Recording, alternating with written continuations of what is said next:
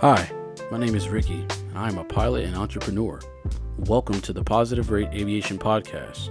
Here, we aim to lead others to climb to their full potential through the lens of aviation. Join us as we navigate the skies of personal development, leadership, and success, drawing inspiration from the principles that guide aviators to soar higher and further.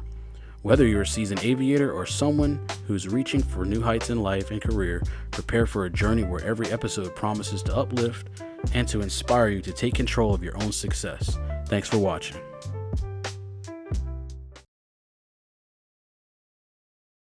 Hello, everyone. Welcome back to the Positive Rate Aviation podcast. This is a long time in the making. It's been quite some time. I appreciate everyone's patience. Probably seen some of the posts I've had online about the break in the pod and all the flight training. We're going to get a little bit into that, but this is a fun one. I've been looking forward to this one for a long time because we're starting off season 2, bringing some of the team, the Positive Rate team, to the forefront, and it wouldn't be right if we didn't do this one. So, without further ado, as you guys can see, the man of the hour, Mr. Demario Chambers. Mario was good, man.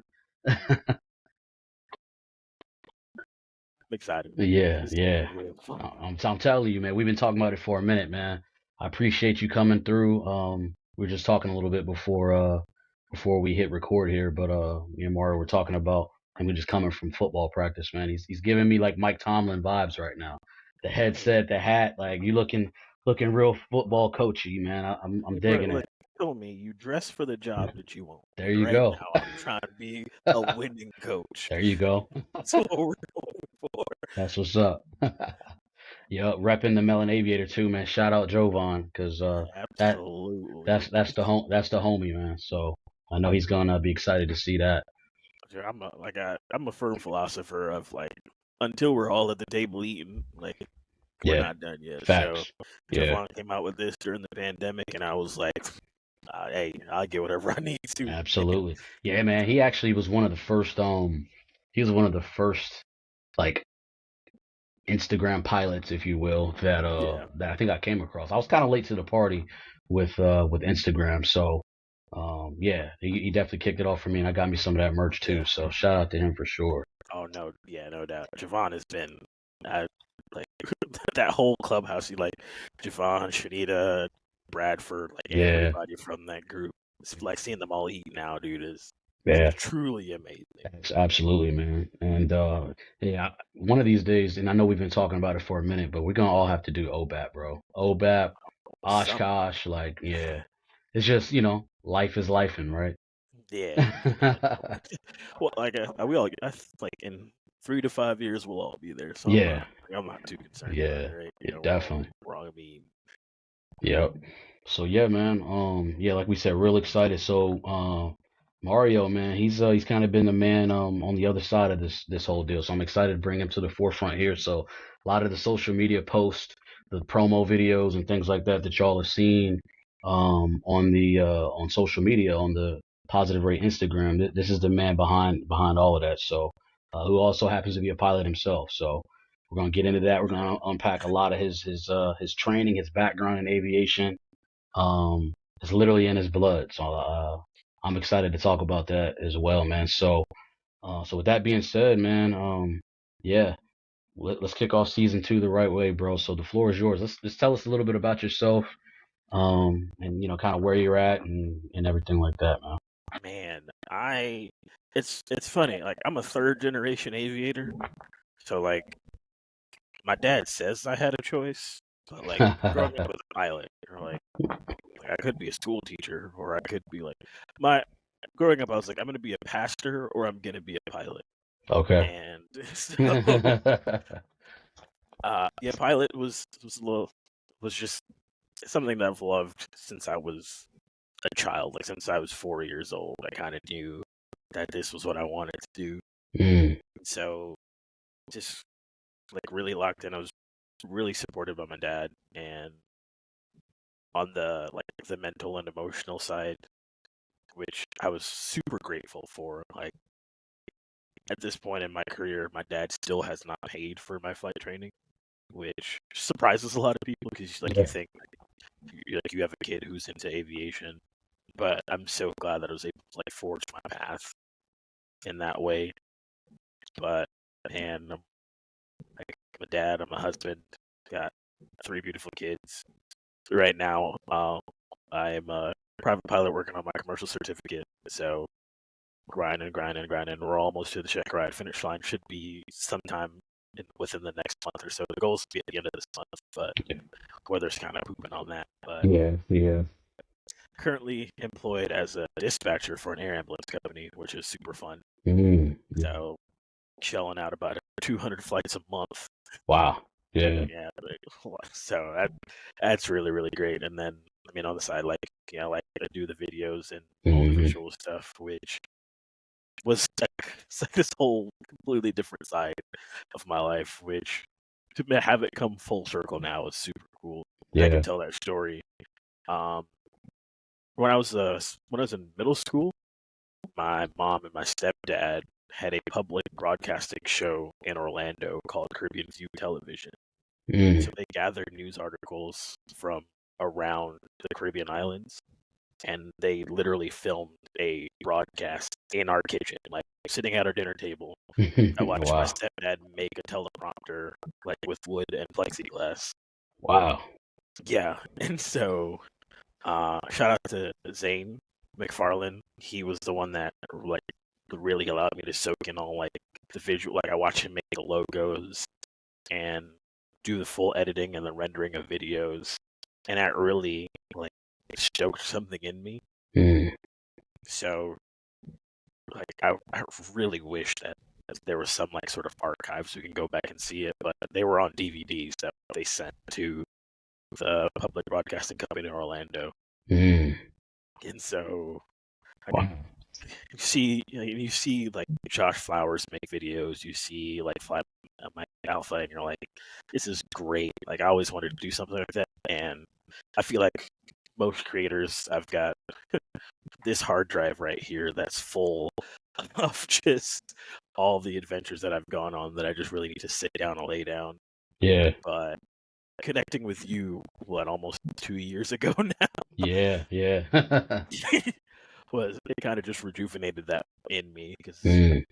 like we talked before, like I thought about starting a podcast, but being able to help on this side was just been something that it's so fulfilling that I can't even find the right words to Yeah. say it. Yeah. No, man, that's But awesome.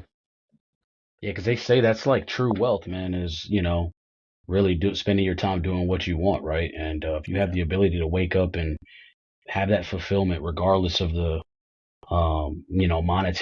potential monetary compensation, I mean, that's really the goal, right? So, yeah, I mean, that's awesome. So I definitely want to like unpack a little bit more of that, right? Your role as the dispatcher, but first, like, and I ask everybody this, as you know, better than anyone, but your why. So what would you say is your why? I know you kind of spoke on it, but yeah. I just love it, man. There's nothing better than it. Like I've worked at Best Buy. I was in the military as a mechanic. I did 2 deployments to the Middle East, and like everything that I've done has been super fulfilling. But there's always been something else that I mm, wanted more, mm, And I feel like as a Jamaican kid, it's like yeah, every Jamaican boy that I've known wants to be a pilot, yeah, and you don't really have access to it down there. And so getting out of the military and hearing that the only college that you can use your GI Bill to get your private pilot certificate at was 20 miles down the road, I was locked. yeah, yeah, I applied to fly in this program called Seaman to Admiral in the Navy, where you would go to college, do ROTC, and come back as an officer. And I made it through the screening process, and they were like, like we like what we see, but you just need to get more qualified on the ship. And I was like, if I didn't know I was an aviator, that might have worked. yeah, yeah, But I was like I know this is what I'm supposed to do. This is hmm definitely what God called me to do. absolutely, And so to take that leap of faith to leave just after 4 years, I didn't the only people I knew in San Diego were the people on my ship. Mm. Right? So to take that leap of faith, like I got an apartment, got enrolled in school, got a job as a line service tech out there in San Diego, and just let it rip from there. Yeah, And I I never ever felt more fulfilling than knowing that like I'm working towards the thing that I've always wanted to do. absolutely. When you were a mechanic in the Navy, did you was that an aircraft mechanic or was that like ground vehicles? Yeah, I was an aircraft mechanic. Aircraft. I was an Okay. airframe structures mechanic, Okay. and uh, as aviation maintenance go, you have organizational, intermediate, and depot. I was intermediate level, so I worked on mostly the components for I think 8 aircraft. We worked on the H-60, the F-35, the MV-22, the UH-1, the Mm. AH-1, the Wow. CH-53, and the Aviate-B Harrier. Okay. And so, yeah, um, I worked in our tire and wheel shop for the most part, so tires, wheels, brakes, all that fun stuff. Okay. And yeah, both deployments were Westpac, so out of San Diego, hitting up Hawaii, Hong Kong, Thailand, Bahrain, Dubai. First world problems, man. So, I don't like water that much, so What? listen, I never said I was smart.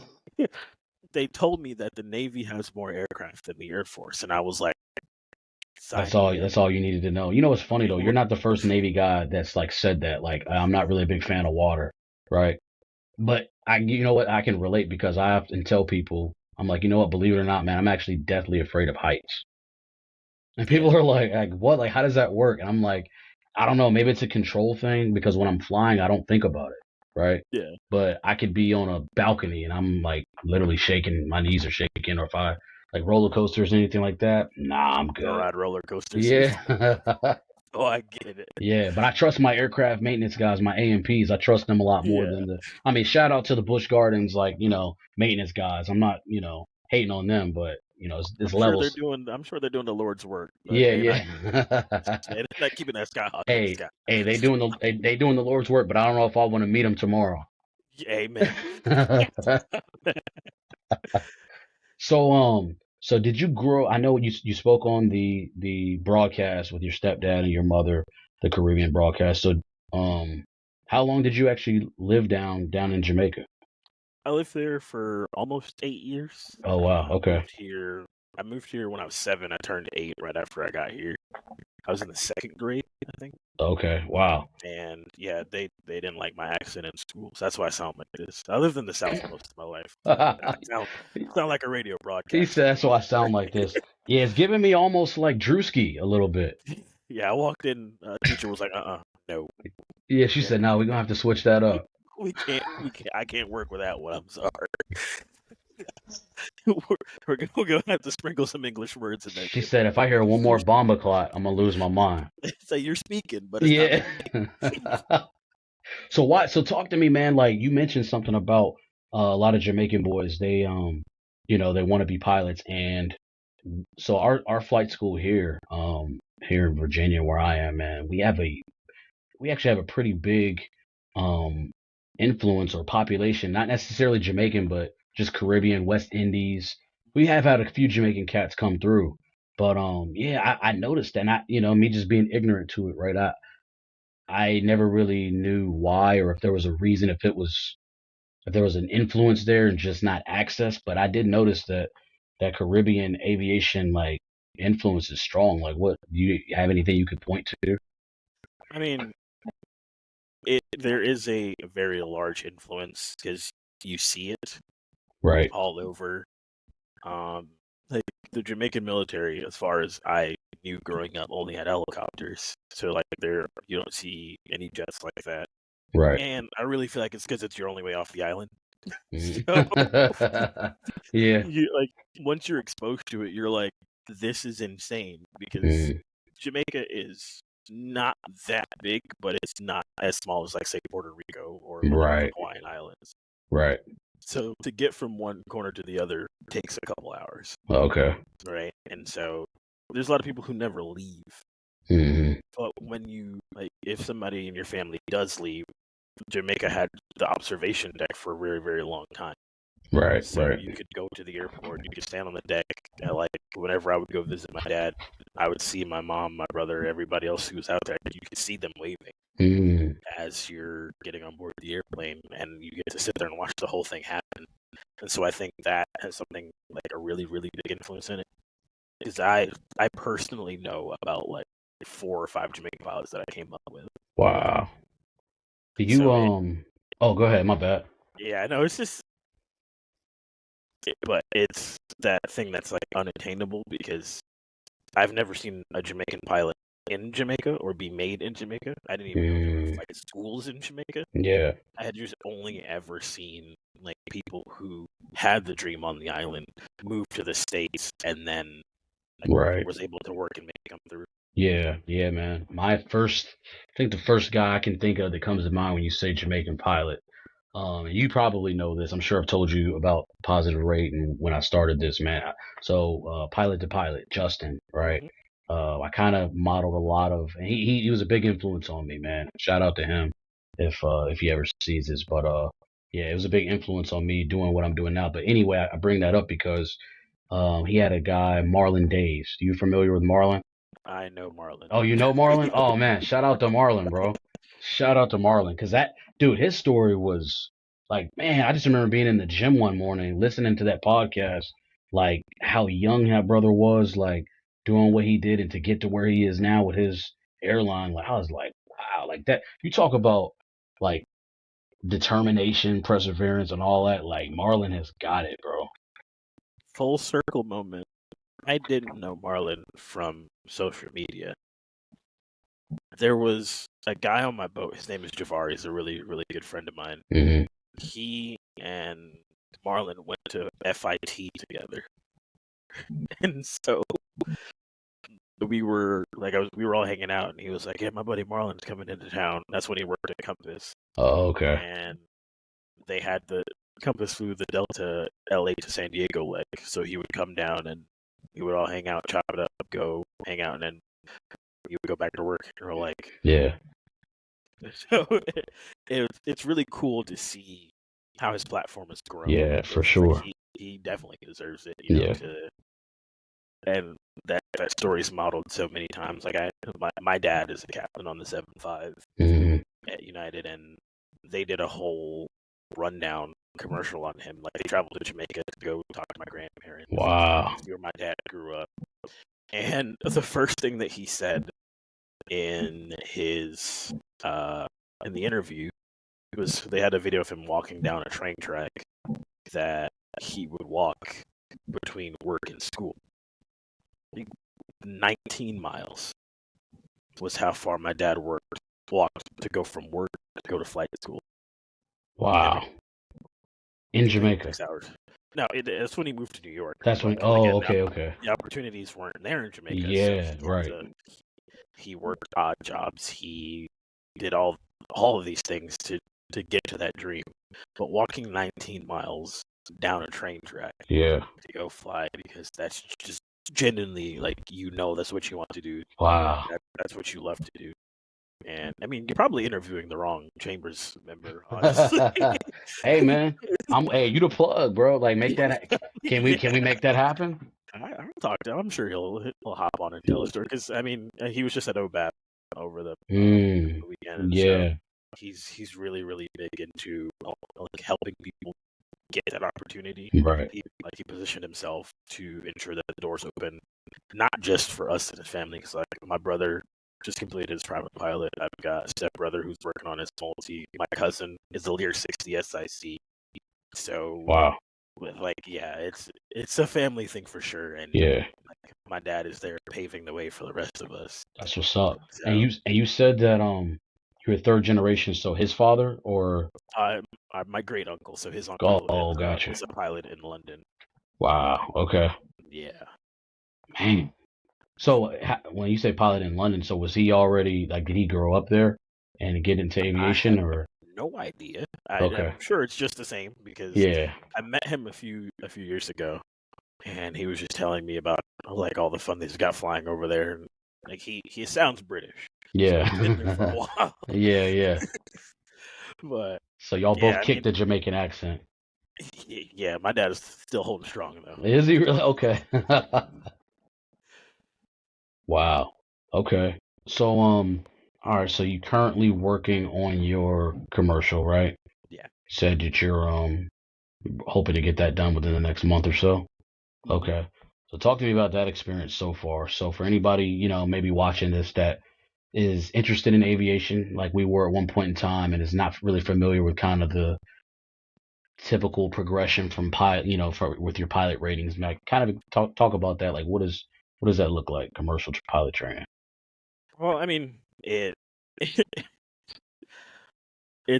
your standard everything that you learned as a private pilot with a couple more maneuvers, just to a more stringent circumstance. Right. Which I'm like a logical person, so sitting there and because I read the maneuvers before I go do them, and then one thing that I love to do is I play flight simulator a lot, so I like to do whatever I'm doing, whether it was like instrument work or whatever, I do it in the simulator, so I can build that currency. Yeah. But like reading to a Chandel, I was like, this Yeah. makes no sense. Yeah. It's you want me to do a U-turn as Basically, yeah. fast as I can Yep. and gain altitude. While climbing, yeah. Like this makes no sense.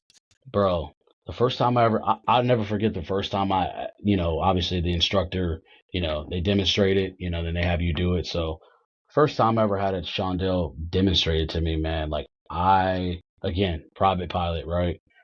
I thought we were going to stall, like for sure. I was like, I don't understand like how we are not stalling right now, right?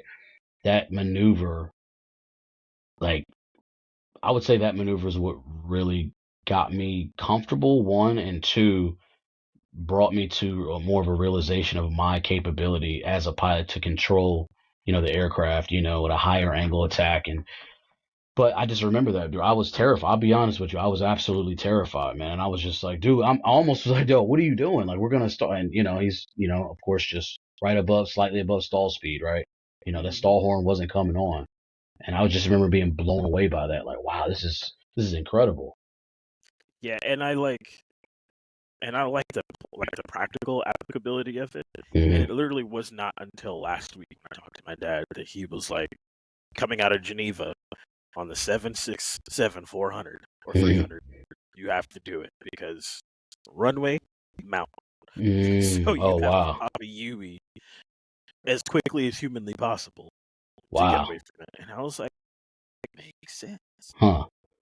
I'd be interested to know, how common that actually is. How common is that for your, I don't think it's the only other place I've seen something similar to it is coming out of San Jose. If you're departing, you make an actual like loop if you're departing to the north. Yeah. You can't just take off and shoot and go to the fix. You make a full almost lap in the pattern at a constant rate all the way around. Yeah. Go up to go to that mountain range. Yeah. Wow. So what would you say has been the your favorite part of, commercial training? Your favorite and least favorite part so far? Cross country. Oh, Put hands me in an down. airplane and send me somewhere. Absolutely. Yeah. Yep. I mean, I still do it now. I mean, I really, really love cross country flying, especially when you get to go do something on the other end. Mm-hmm. But I mean, the flying part, I don't have an issue with. It's like the book stuff. Yeah. And like that was like the fatigue that I had through all of my training is like the oral portion. Yeah. I was like, I'm just trying to survive. Like, get me in the airplane. Yeah. I can show you everything that I can do. Yeah. Because I'm very, very confident in that. Like, Mm-hmm. before I even touch it with the instructor, like I study, I execute, I chair fly, I do what I need to do. Because the way that I've been through training is when I get to the airplane, I'm not learning. It's for me to demonstrate whatever our lesson is, whatever we're supposed to do. Because I have the syllabus the same way you have it. Right. Right. So I know what this lesson consists of. I know what you're going to be looking for. Why not just do it now while I'm on the ground? So that way, when I get in the airplane, now I'm knocking out one or two lessons instead of me getting in the airplane, not having any idea what I'm doing. And then now you have to teach me. Yeah. His brother's preaching right now. Hey, it took for a brand new CFI. This brother's preaching right now. Yeah, so I'm telling you. that really is just like yeah, the least favorite is just like hitting the books, which you have to. hmm It's a required part of every single part of aviation, whether you're an airline pilot that's going through recurrent or initial training, or you're a private pilot that's just doing it for the first time. If you don't hit the books, you're not going to be successful. Yeah, So absolutely. I have kind of like learned and surrounded myself. Like I follow Cheese Pilot on Instagram and YouTube, and he does a lot of like mock check rides and things like that. So instead of listening to radio in the car or podcast, I'll throw that on and I'll listen to the way that he phrases questions or bounces off of what responses he accepts and what he doesn't. What was his And name? Cheese Pilot, Cheese. Okay, I haven't heard of him. yeah, he was a he's Cheese Pilot because he worked at Air Wisconsin, and Oh, okay. he went through some medical stuff with the FAA, finally got his cert back. And so during that time, he built his platform by helping people. Like he posts full length like mock orals and mock check rides. Wow. Okay. So that has been super helpful. Absolutely. Yeah. Shout out to him, and also shout out. You just made me think of another cat. I'm gonna give him a quick plug here. But part-time pilot, Nick Smith. He offers his. He does a pretty good online, ground school. I was running May or through may his not be stuff the having other a day. huh. I was running through his stuff the other day, actually. Yeah. So we may or may not be having a conversation with him really soon. Actually. Yeah. I like that. He's good dude. Definitely looking forward to that one. That's actually exclusive. This won't come out for a little bit, but yeah, I've got him coming on. I'm actually talking to him Saturday. Yeah. Yeah. So I like it. I like it. that'll be a good one, man. So yeah, I think a lot of people can probably relate to that though, man. Because that's the thing. People talk about the barriers to aviation or the challenges of aviation being, whether it be money or just the ability to grasp the information. But I think more than anything else, man, it's the ability or having the ability to or the mindset of being willing to sacrifice, man. How bad do you really want it, and knowing that if you can't get through the books, then you won't even get to touch the controls, and it won't matter, man. Mm-hmm. And I think a lot of people, a lot of students early on, especially, tend to struggle with that, myself included. I'm not any different than anyone else, man. And the funny thing about aviation, at least for me and my journey so far, is the longer that I'm in it, the more I become aware of where I am deficient and fall short, right? And you learn how to study because at least for again, I can only speak for myself. I think studying for like aviation is different than any other type of studying that I've done. And I think the reason is because obviously, as you know, this is the only thing that you study where you have to then execute and perform like as things are happening, right? Mm-hmm. I don't ever downplay like any other industry or field, but even like a brain surgeon, right? Like if they get overwhelmed, again, I'm not a brain surgeon clearly, but I can imagine that if they're in the middle of a operation and they get overwhelmed, they can kind of take a second, stop, be like, okay, let me think about what I'm doing, right? We don't necessarily always have the luxury of doing that, right? You're flying, you're literally flying through the air at whatever, right? 100, 120 knots, whatever it is. So you don't always necessarily have the time to do that. You gotta already be ahead of where you currently are. And we're the only ones that I can really think of, uh, where that like any other occupation that's like that, right? Yeah, Where you already have to be 10 steps ahead of where you currently are mentally. it's and I mean, yeah, I can see how like in when you look at other careers, it's like go. If I hit a something's wrong, I can stop, reassess, and then go at it, attack it a different way. Where like in aviation, if you run into a problem or an issue, you you have to figure it out right then and there Yeah, because it's outside of the norm. yeah. Which yeah, so it and like I think unfortunately for us in the training environment, very rarely are you met with like circumstances like that Hmm. because this like the training syllabus it's already so robust that like eh, have you ever had a rejected takeoff in your training? No. Yeah, No, I haven't. yeah, and so things like that where like if you're rolling down a run, like I flew in California, so if you're rolling down a runway in Big Bear, like similar to what like something happened to Josh like that, where you pull back and that nose is not coming up, Oh, yeah, like yeah. how at what point do you make that decision, right? Hmm. Like, we say it in the briefing all the time. Like when I before do my takeoff brief, I said if we're not off the runway by this point, we're going to stop. If we're this far, we have lift off to remain. We're going to put the aircraft back down on the ground, Right. and then but how many times are we like actively looking out for those waypoints, right? That's true. You say Yeah. it because it's a required part of your briefing, Right. Right. but I'm not like, and so I mean I'm guilty of it too, Hmm. and so I think in general aviation at least like that side of it is something that we really really need to lean in and put some more work into it, even if it's not in your syllabus. Even something is like if you're doing a BFR or something like that, Yeah. that should be something that I think we should all like lean in and try to practice because it happens. It doesn't Hmm. happen often, Right. but it happens. And when it does happen, it's almost like nearly almost always catastrophic because you've never had the practice. You know what to do, but you never execute it. Yep. Yeah, because of course there's that startle factor, right? It's Yeah.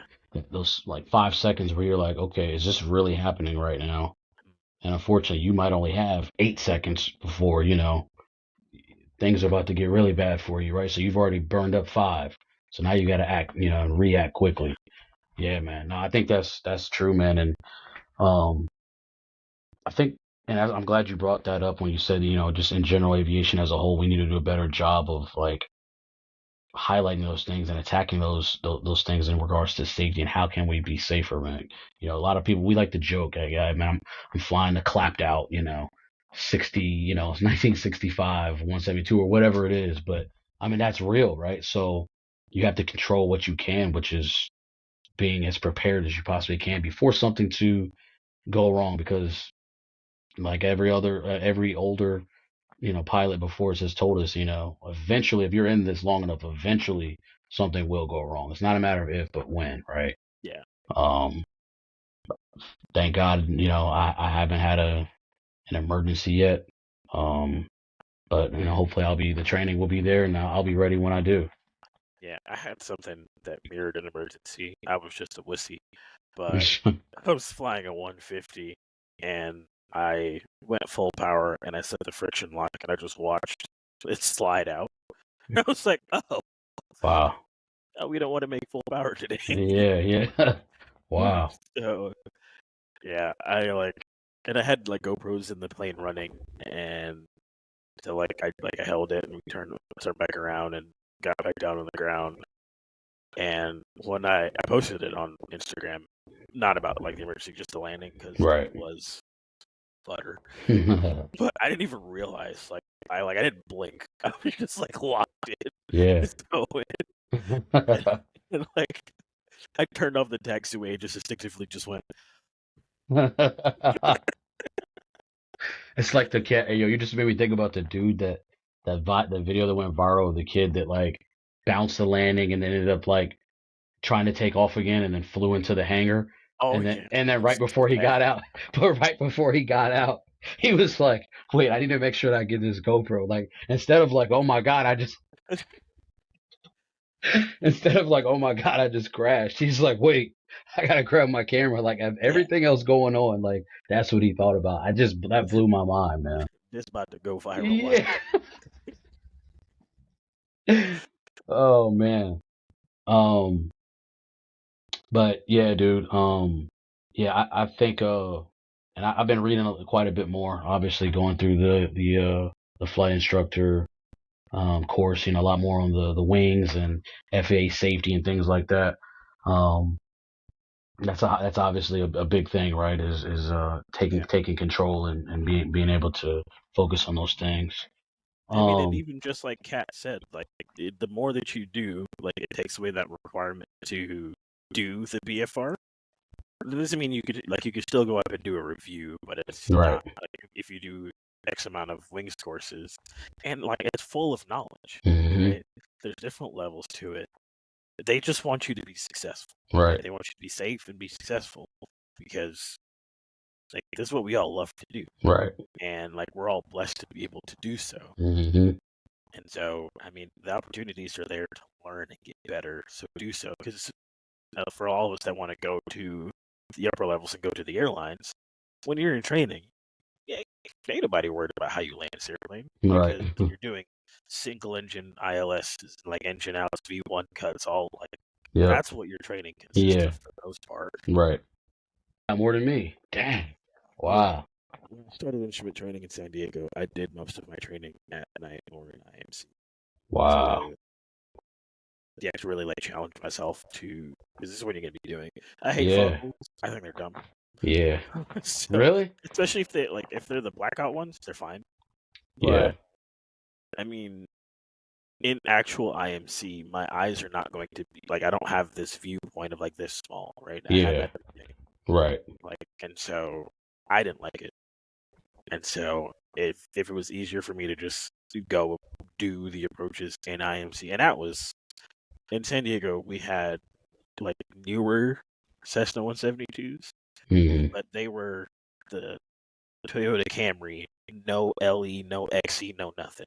We had Wow. dual VORs, the DME, no GPS, just a Dang. bend looking rate. Yeah, Okay. Dang, y'all were old school with it. yeah. Okay. So I'm shooting this ILS 24 in the Carlsbad down to minimums, looking at 2 cross needles. That's all I had. Wow, the boomer pilots, man, they be I proud. hear shoveling coal trying to get this thing down to the ground. Dude. Okay. Yeah, so the school that I'm at now, it is they've got a lot nicer like there's autopilot in there. So Yeah, okay. when working on my instrument stuff, my instructor was like, "You gonna turn the autopilot on?" And I was like, "No." Yeah. "Yeah, why not?" Yeah. Because am I supposed to? Yeah. Hey, they must have nice autopilots then because I Yes, can tell the you what. GFT 500, Oh, the okay. G650, dual G5s. Yeah, so Yeah. like getting up and shooting the approach, like they were like the DP expects you to shoot these approaches with the With autopilot. autopilot. I was Yeah. like, you ain't got to Yeah. tell me twice. Yeah. So when you did your instrument ride, did they not make you fly that like an approach coupled, like a coupled approach? Yeah, it's so here. There were 3 approaches. They were all relatively local, including our like home-based airport. Yeah. So yeah, afterwards, like when I finally got used to it, yeah, we did one full with the autopilot. The precision approach, or the non-precision approach, circle to land, partial panel was hand flown, and then the last approach was done with the autopilot as well. Okay. Are y'all, is it, I mean, I'd imagine it's probably got to be pretty busy out there too. Like, are y'all pretty close to to Atlanta's Bravo? I'm out in the sticks, so Are we're you? Okay. just outside the Bravo, which is nice. But unfortunately, like here, I think there's like 4 or 5 airports that are local, and like the Athens airport, that's where the Georgia Bulldogs. Bulldogs are. Yeah. And so on any given Saturday, it's slammed full. Where I live is the chicken capital of the world. So Tyson, Sanderson Farms, all these places, they have Mm. major corporate buildings here. Like they built a hangar at the airport to hold one of their airplanes. Wow. And the Road Atlanta track is here, so Petit Le Mans whenever they come in. So like our runway, I've seen like Globals and like Gulfstreams and Wow. Citation Sovereigns all. So it's immersive, and there's no like the only towered airport in this area is the Athens airport. That was gonna be my next question. So it's Yeah. all, So, these all CTAF warriors just, mhm. dang. Okay. And Wow. these radios are like a lot of them are line of sight. Yeah. And so in Georgia, like where I live up north, this is where the mountains are. That's where they stop. So Mm. I can take off and tune to the frequency for the Jackson County Airport, which is about 20 miles that way. Yep. And I can hear the Griffin Airport, which is 60 miles south of where I am. Yeah. So, yeah, hold on. My geography is off right now because, let's see. I don't want to just like put out where where you live on this thing because I know we talked about it before. Yeah. But, So you're on 4th Flight? yeah. The airport identifier where I live is GVL. GVL. Yeah. So you see, like, it's right outside. Like, Lawrenceville is at the very end of the Oh, Bravo. yeah. Okay. Yep. I got you Hayesville is now. due north of that. But you can see how all of them are, like, clustered near each other. Mm-hmm. Yep. Dang, y'all do got some nasty storms out there right now. Mm-hmm. Dang. Okay. Yeah, and so that Wow, whole... it's congested, dude. Wow. So yeah, y'all got that. So Lawrenceville, how Like, far away is that? That's about 20 miles to the 20 miles. south. That's where I Okay. work. That's where the Lawrenceville, headquarters yeah. work. So, yeah, Lawrenceville is towered down there. Athens is towered to the east, but I haven't spoken on a tower anywhere north of here. Like, I flew to Anderson, South Carolina, and I didn't meet Oh, okay. anybody on the tower. Wow. And then PDK, which I hear a lot about PDK. That's right under the Bravo show. Wow. Okay. Yeah, so Y'all got there's three airports on the north side of Atlanta, based off of where you want to go. If you're going northeast, you can go to Lawrenceville. PDK is Right. kind of just due north, and then Fulton County is right off to the west. All tower Okay. airports all have long runways. So it really just depends on where you're trying to reach once you get Yeah. to the city. Right. Because I'd sell my grandmother before I land an airplane at Hartsfield if I don't work there a lot. Yeah. Wow. Okay. Yeah, man. It's always interesting just to go and like look up different areas across the country, like Yeah. where people are at, man. Oh, you want to see something fun? Go to San Diego. Look at the San Diego Bravo. Let's see here. Imagine. Let's see.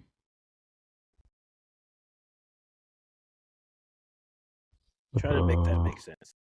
It's not even a circle. What's the The airport identifier for where I trained out of was SEE. Oh wait, I'm still up here by LA. My bad. Yeah. So K San. Okay, so I'm guessing this is San Diego. Look at that Bravo. Oh yeah, that's stupid. What in the world, bro? Yeah, so there's one airport due east, MYF, that's Montgomery Field. I see that one. Yep, and then KC. Does not have a long runway. So, and then just directly north of that is the Miramar Air Base. I see that. Just on the other side of that ridge is Gillespie CEE. That's where SEE, that's where I flew. Yep. Directly south of that is SDM, which is Brown Field, the border. And then due to the west of that, right on that border, yeah, that naval helicopter base and naval station North Island. Wow. And then of course you got Mexico, like, not far to the south of there. Mm-hmm. Wow. Yeah, so that had to be interesting then, like that being your first kind of introduction to flying. Yes. Yes. They were like, so you when you're doing private pilot, you have different practice areas. We had north, south, east, and west. Right. I flew out of Gillespie, so I was always east. Turn me away from all of this. From everything, yeah. I'm going that way. Yeah. Yeah, like my friend was like, "You want to go to the north practice area?" And I was like, "No." Yeah. Like at the west, because the west practice area was just off the coast. Yeah. Over the water. I didn't mind doing maneuvers over there. It's fine. But there's a small sliver of the Bravo that is surface to 32 and 48 to 10,000. Yeah, nah. I ain't messing around with that. Just trucking along. Yeah. ATC's like, I got you on the radar. Traffic 3,000 feet. Type unknown. And I look up and I see two V-22s coming at me. And I'm like, send me back. Yeah, you're like, nah, I'm good. I'm not coming back out here. Yeah. So you did your private out there, and then you did your private. I started my instrument out there, and then instrument, and then okay. So were you able to use your GI Bill once you started your instrument? I used my GI Bill the whole time. I haven't paid $1 for my own flight training. So even for the private, you were able to. Okay, let's unpack that. I'm glad I asked that question, because I actually have people ask me about how this GI Bill, VA stuff works all the time, man. How did you crack the code, bro? Because I wasn't able to do it. You know, honestly don't know. It's just a funny story. A good friend of mine, his name is Orlando, another Jamaican kid, was on the boat Okay. with me, and he would always talk about like he loved aviation from the time. All he wanted to do was get in an airplane and take his mom on a trip. That's all he ever. He didn't want to be an airline pilot. That's all he dreamed about. And he would talk to people about it, and I said, "Hey, do you want to just go to the airport?" I mean, that's what I love doing. Yeah. Like, so he said, "Yeah." Just hopped in the car, drove to the airport, sat down at Golden State Flying Club out at Gillespie Field, and mom and pop shop. Right, like this is how old school they were. For your cross country, you had to bring back the fuel receipts because they weren't going to track you on Oh, wow. FlightAware. Oh, so that's how they verified that you met your nautical mile requirement. Mm-hmm. Dang it. Wow. To schedule your flight was a calendar on the desk. So you could call in or you could walk in and say, okay, I want to fly this airplane with this instructor at this time. And they would take the pencil and write it in. So, and we sat down. We just sat on the couch. All their flight instructors were older guys that were retired. We just sat, chopped it up, and he was like, "Oh yeah, I'm locked in." And so, like both of us were flying there while we were on the boat, kind of using Yeah. our money as much as we can, like paying off as much as we can. Right. Go. And he left our command, was at another place, went on deployment, and came back and was done. And he actually found the school while I was on deployment. And so he told me about it. I got signed up. I applied. And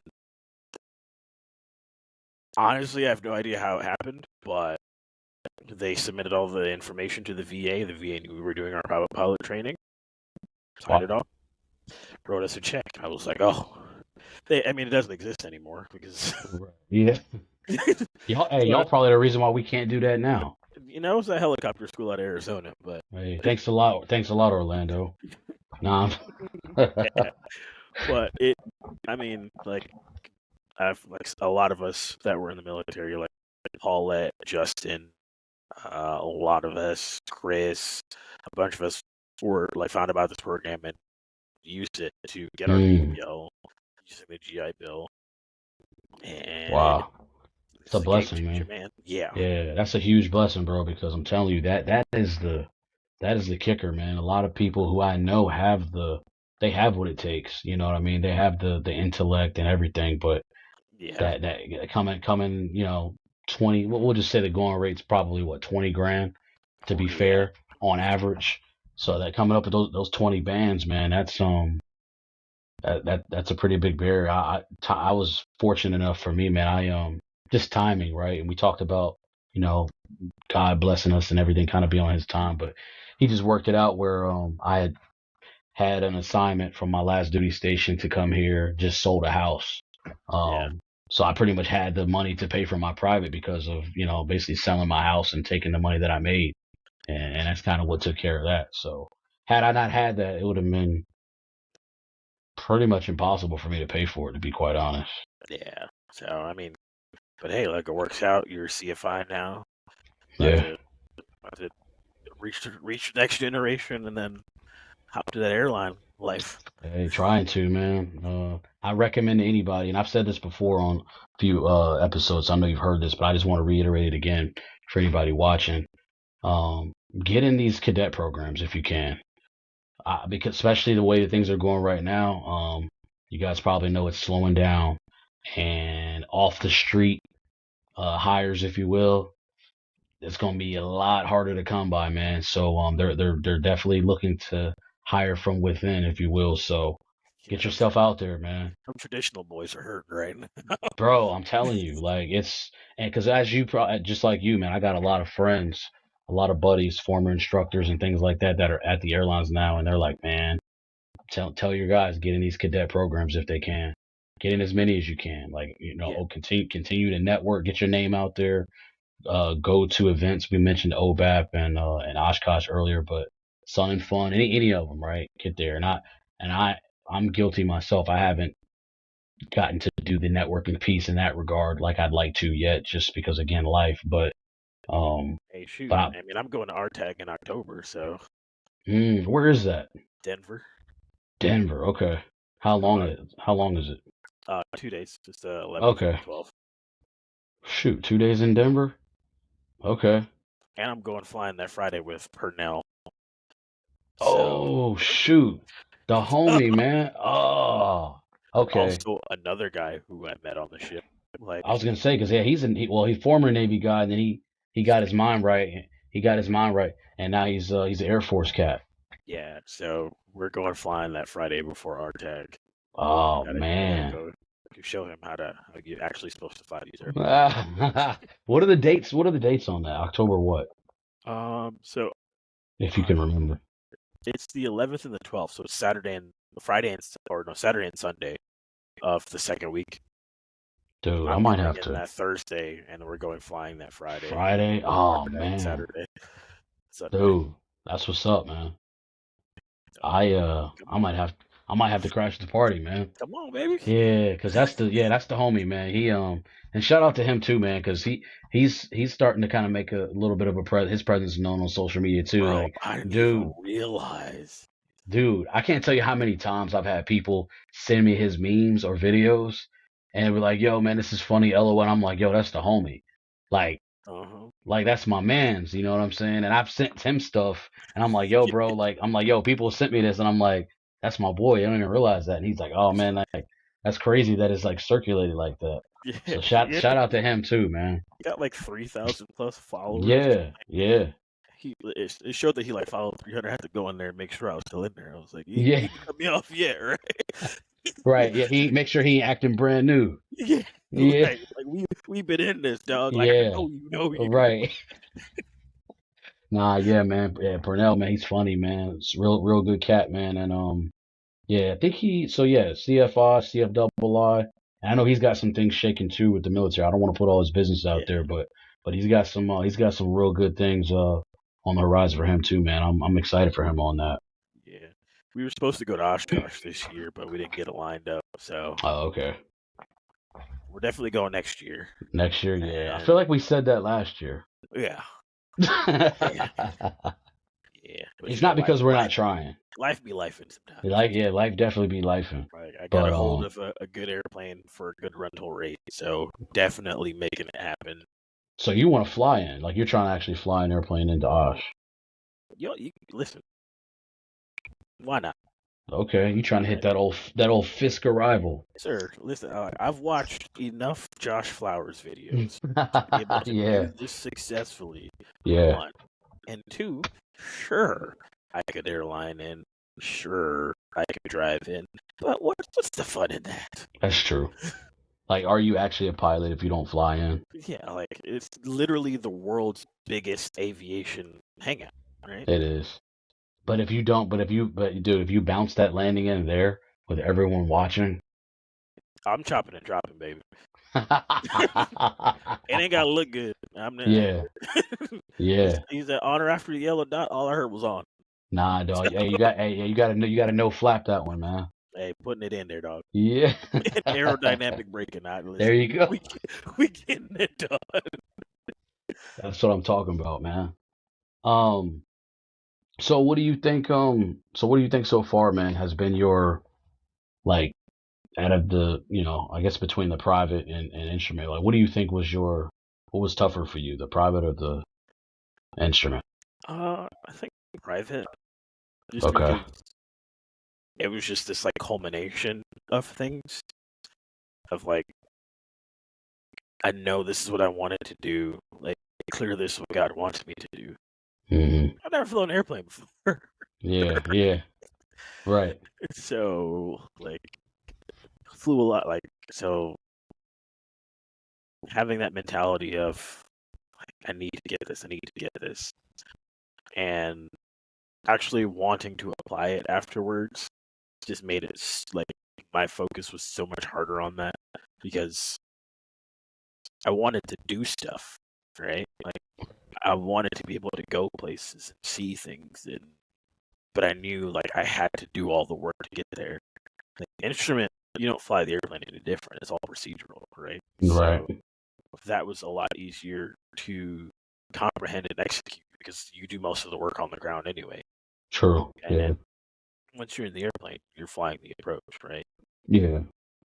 And Yeah. I think the so toughest thing is just learning how to read those plates, right? yeah, and so once you got that down, but again, stuff that you're doing on the ground, right? I'm not Hmm. learning how to read the chart while I'm shooting the Right. approach, Right. and I just one of the things I made sure to do was not get the trainer's fatigue. You know, like you hop to it, you go, go, go, go, go so Hmm. much that flying doesn't become fun to you anymore. Hmm. I think like the best flying that I've done is in a 1968 Aero Commander Lark 100. Mm. It looks like a 172, but it's got a straight tail.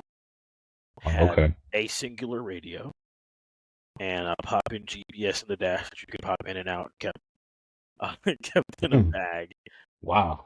It was owned by the company that I work for, and man, he said, as long as you put gas in it, you can fly it. He ain't got Wow. to tell me twice. How many hours did you get in that? I think I got like 15 or something like something crazy like that. That's what's up. I was just finding stuff to do. I'd be like, hey, you trying to go to Cracker Barrel? Yeah, yeah. Like, yeah, because like in San Diego, there wasn't a Cracker Barrel, and I was like, the pancakes were hit when I was back home. So I Yeah. got to find the closest one. I was like, it was in San Bernardino, which is about 70 miles away. Shout out to Steph. And I That's was the like, home. I could drive, or Let's get some time. I Let's could let's hop let's in the Lark and hang yeah. that right turn, be there in about 30 minutes. Alarm. What did you say it was called? A Lark Commander 100. I'm gonna have to look that up because I'm gonna be honest with you. I don't It, I'm I, I'm not one of those pilots that's like knows a whole lot of different type of aircraft, man. I mean, most people wouldn't unless you were like deep into like grassroots aviation. It's not Oh, enough okay, anyway. gotcha. Because I ain't gonna lie, man. Like I'll be somewhere and whether it's like one of my boys or like my one of my sons or just even out with people from work or whatever. Hey man, what kind of airplane is that? And I'm like, I have no idea.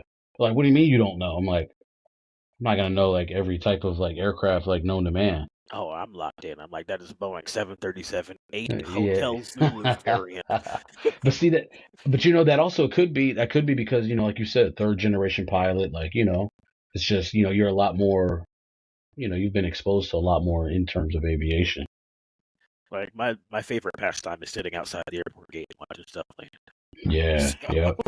Yeah. Now that I do love. That I definitely do love. I don't know why this is acting up right now. So dude, talk to me a little bit about how you got in with this the position you're in now with the air ambulance because that's really interesting. oh well, I mean, it's really cool. When I was in college in San Diego, and I worked at the FBO, there was an air ambulance company that was there, and I was their go-to line guy. 'Cause, if my father always taught me, or my mom also, if you're doing something, make it worth doing, right?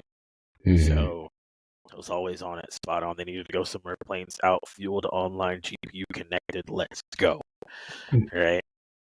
And so I was able to um, do a small internship there when I was in college in their operations office. So I got to see how sales worked, sending out trip sheets and like booking trips or everything that needed to be done.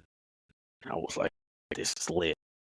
Apparently, fortunately, life was life, and so I had to move back here because my school got shut down. Mm. And got on a Delta as a ramper.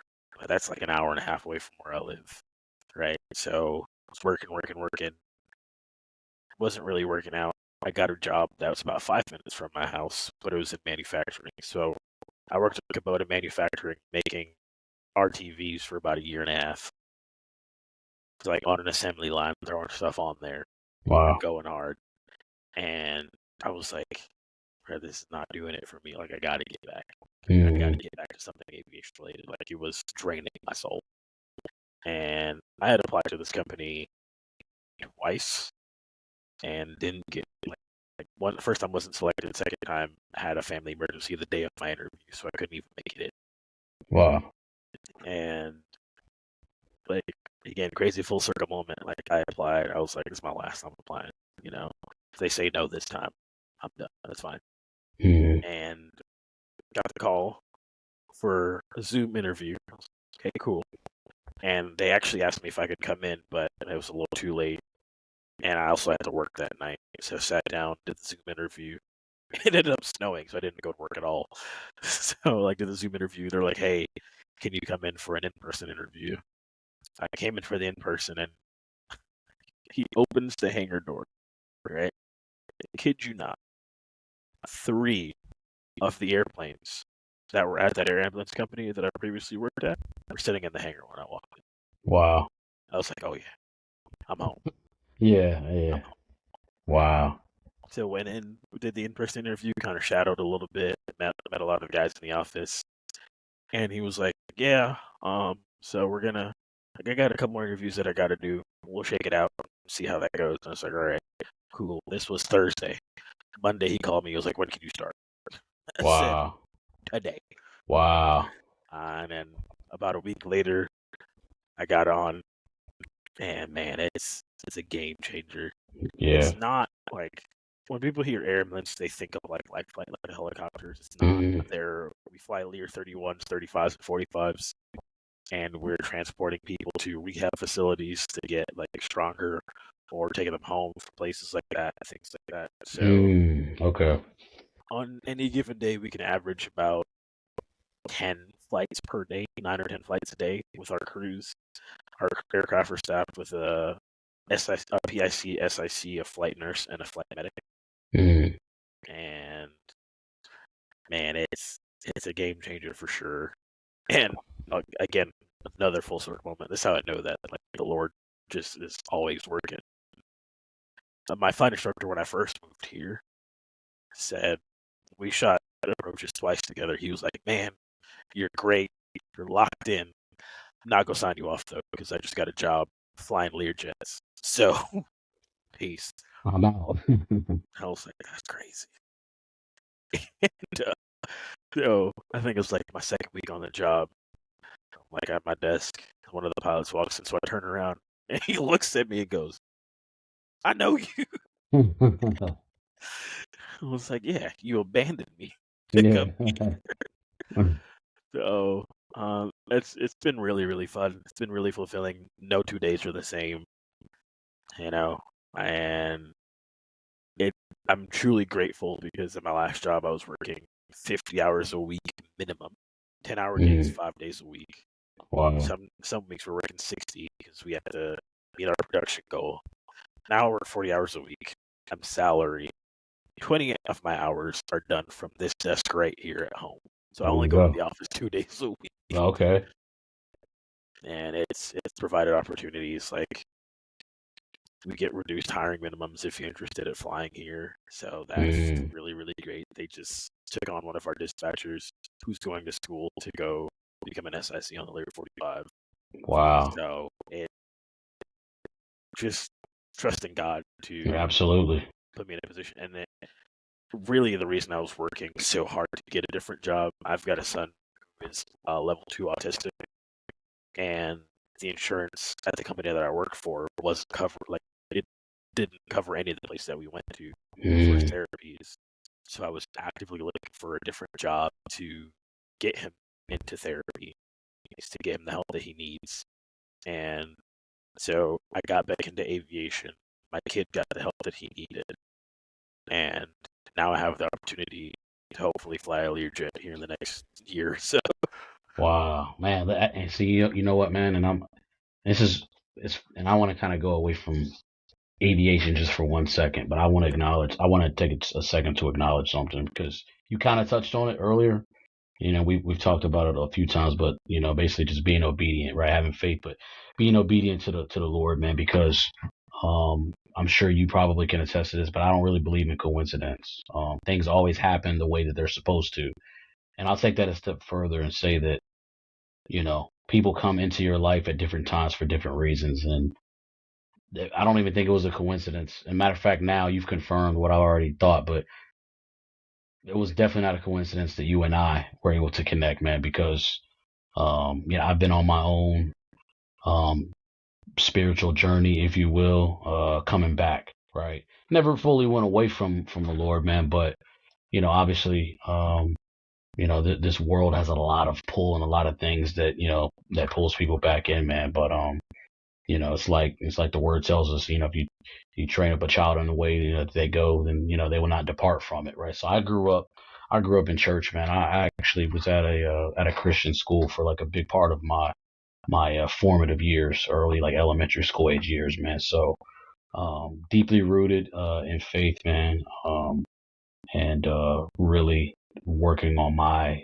personal relationship with the Lord, man. So I just wanted to publicly acknowledge that here on this platform, man. And I'm grateful that you're a part of it and that we can talk about that and use that platform to give him that and glorify him in that way, because I wouldn't be doing what I'm doing. I know you feel the same. You wouldn't be doing what you're doing, and meeting the people that we've met and the things that he's blessing us and allowing us to do. So this partnership that we have, man, with this platform here is divine for sure. I just No want doubt. I just wanted to take a second to acknowledge that. I didn't mean to cut you off there, I but know. I mean, it's great. It's like the things that I've been able to do, like you're not possible mhm, outside of what the Lord has been able to do. It's even in yeah, little things. Like I grew up playing music in the church, right? I learned how to play the piano, drums, guitar. I sang, right? And I joined the worship. The flight school that I went to was San Diego Christian College. oh, okay, I joined the wow, worship team at San Diego Christian College, right? I kept my GPA up. I was able to get a scholarship for being on the worship team, which means I got to either A, take more classes, or B, fly more. mm, So I got $6,000 per semester for being on the worship team and keep my GPA above a 3.3. $6,000 a semester, so you had that to fly So they gave you a scholarship and you could apply it to wherever you needed wherever to. you want. Yeah. Wow, So if I wanted to take an extra class, I could, because not only because with the GI Bill versus the VR&E, like the GI Bill has a cap for how much they'll cover right? for the semester. So an extra six in college Oh goes a yeah, long way. oh yeah, definitely, That's I was especially in Cali. thinking 17 credit hours. Yeah, yeah, oh yeah, So it's just wow, little things like that, right? Like I am eternally grateful, and thankful that not only that God has put this dream into my heart as a kid, but has very clearly given me the pathway to. And it wasn't easy, yeah. right? Like my flight school shut down in the middle of my instrument training. They signed me to do the check ride, and then the school said we're not doing this anymore. Shut the doors. Aviation program is done. Mm, Right. So then I had to figure it out for myself, right? I had to move clear across the country to get enrolled into a different school. Start the 141 transfer, they only take 17 and a half hours. Right. yeah. So imagine going from being completely done, ready to go take the check ride, to having to redo half of your flight training. And you've Right. already spent the money. Mm-hmm. And it's Yeah. like you're not getting it back, right? Right. Right. And so it ain't been easy at all. Yeah. But I'm truly grateful that the story is going to be so much better when the time Absolutely. comes. Yeah. And the fact that it's not just my story, it's not just I did this or I was able to do this, but through God doing what He's doing, has been able to put me in a position to be successful. And I'm gonna tell people about it. I'm gonna tell Yeah. somebody about it. Absolutely. That's literally our job. I mean, that's what we are. It is our duty to do that. Yeah, To be disciples in that way, man. And yeah, it's actually something else I wanna once we go cold mic here. yeah. There's something else I wanna kind of talk to you about that I wanna add to this platform moving forward, and kind of in that realm, but I don't want to spoil it. But You're good. I'm excited about it. But yeah, man, that's awesome, dude. So you have the opportunity to find yourself in a Lear here in the very near future. hopefully, yeah, that's the goal. They are they're feverishly working with the people in-house to Okay. promote from within. Wow. That's And amazing. so that's gonna be awesome, man. How long? So the guy that you mentioned, I don't know if it's a guy or a girl, This but guy, there's a guy. well, So the actually, a guy. guy and a girl that they took Okay. into. Like, the girl just finished or just started her training, and then the guy in our office is head in December. And they were both dispatchers. One was a dispatcher, one was a mechanic. So Oh, okay. literally, Wow. she was a mechanic with her multi, and he took her on some ride-alongs to learn, and then said, "Hey, Wow. what you doing on Tuesday?" And I'm Wrong. assuming, Going to flight safety. and I'm assuming that they're paying for the type Mhm. rating. Oh man, Yeah. man, that's So dude. again, going from working on a manufacturing line to now sitting behind a desk, knowing that next year, Yeah. Lord willing, I'm gonna be sitting behind the controls of a Learjet is pretty awesome. So what are the minimums looking like that you're gonna need to have? I'm assuming obviously you're doing commercial now, Yeah. and then you'll need the Well, multi. and for you people out there, it's 1,000 hours. Yeah. For Okay. me, it's not. Gotcha. Okay. Yeah. Yeah, and so I mean, it's just crazy to think that like a year ago, I was absolutely miserable, Yeah. throwing right rear fenders on uh rough terrain vehicle. Yeah. Right? Yeah. Yeah. Now look at you, man. Yeah, so But yeah, you never faltered, man. I can't. Yeah. It's not again that guy that walked 19 miles to go to school. He's in there somewhere. Yeah. I chickened out. I drove, but Yeah. yeah, So no. did Actually, you I was ever? actually talking about that actually the other day. I was like knowing that like I look at my dad and I'm like that dude was pivotal in the creation of me, right? Like all of his best traits and all of his worst traits are in it. So I know I can do Yeah. it, right? Yeah. I know I can grind. It wasn't easy for him too, right? Like Yeah. he's got a wild story. Like walking on a train track to school is insane, but like this is the same guy that saved all his money, like moved clear across the country to go to the Delta Connection Academy down in Florida, living in the dorm rooms as like a 27, 28-year-old, 29-year-old man with like 18-year-olds that are just poo-pooing around Yeah. because his dad Wilding. ain't money, Yeah. Yeah. right? So like I I have no choice but to grind, Right. and I think fortunately because yeah, living in Jamaica we didn't have a lot, and even moving to the States I didn't have a lot, and so like I feel like I'm in this really really good place where it's not that I'm running trying to not get back to that because that wasn't in my control, right? Like I wasn't an adult living in those situations. That's just how I was raised. But I know that exists, and like I'm grateful for it for who it's made me to be and what it's taught me. And like my kids won't ever have to know that. They won't ever have to deal with that. It's just something that Mm. will be their story Right. because I know that like that guy has laid the groundwork for me. Yeah. I'm actually just. I know we've talked about it, bro. You've said it a few times that your father walked 19 miles, but I'm just gonna One take a way, second. One, and that's one one way. way. I'm actually just sitting here for a second. I want people watching and listening to this to just internalize that for a second, like how far that actually is. Like you said it a few times, I think it actually just hit me. Like because walking 3 miles one way that's a hike, Mhm. and he did that every day. Every day. Dude's a maniac.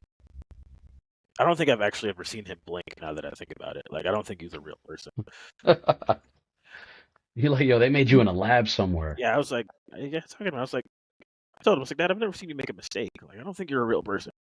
But he's just like so wired to be like, even if he does fail, he gets up immediately. Mm. and hops back to it. Like, Yeah. I lick my boots for about 3 seconds to get back to it. Yeah. That dude like does not like he falters, Yeah. but he stumbles, but he pops right back up and gets back to it. Yeah. Men from that era, man, they're a different breed, man. Yeah, they don't build them like that no more. Right. Well, especially being a brother from the islands too, right? Like, that's a whole other struggle on top of that, right? Like, man, I'm literally just still kind of like sitting on that for a second. Like, 19 miles one way, bro. Good Lord. Yeah. Yeah, we gotta chop it up with Pops, man. We gotta, Man, maybe we can have him, we can add him into one of these, that we do in the future, man. yeah. And because that is incredible, bro. Yeah, Um, dude's to go for sure. Like I tell yeah, people, like the 3 greatest men that I know are the Lord, my father, and Scott Kirby, the CEO at United. yeah. Shout out, Scott. Shout, yeah. I see what you did there. All right, man. Yeah, so I don't really have too many other like questions written down, man. This has been great. We kind of talked about it beforehand. The biggest thing to number one was just kind of getting you out there, man. Just kind of bringing you to the forefront. Kind of putting the team forward as we trying to grow the team even more this year, man. Really, but this is the man that really gave me a chance and first extended his hand to me, man. So I wanna acknowledge him. I wanna acknowledge my Lord and Savior, man, and just say that Positive Rate, man, we coming. Sure. We're prepared to put in the work, grind, no matter how long it takes, and man, I'm happy to have you here with me, bro. So thank you. Ain't nowhere but Yeah, up from here, big dog. yeah, definitely, man. So definitely appreciate you coming on. I'm looking forward to to putting this one out. Of course, again, doing this again. This definitely won't be the last time. Oh, no Um, doubt. yeah. So yeah, with that, man. If anybody um wants to look him up, man, shameless plug for the Instagram. What is it? It's Rowdy. What is it? It's Rowdy Roddy Rio. Yeah, Rowdy Rio, man. Yeah, so on Instagram, at Demario 64, 2 eyes, because I made it when I was in 7th grade and I haven't changed it yet. Oh wait, Uh, you had the gram in 7th grade? that was my handle on everything. Like Oh, it okay. was Xbox Live, Yeah, Twitter. It's Super Mario 64 with 2 eyes. It's been there the whole I time. got I you. have not changed it. Will not Yeah. change it. Well, there it is, man. But all jokes aside, y'all are looking for somebody to do any like video editing or any kind of work with video editing or anything like that, man. Mario's definitely your guy. So Here, hit, holla at me. yeah, hit him up. Don't maybe not too much though, because I kind of need him.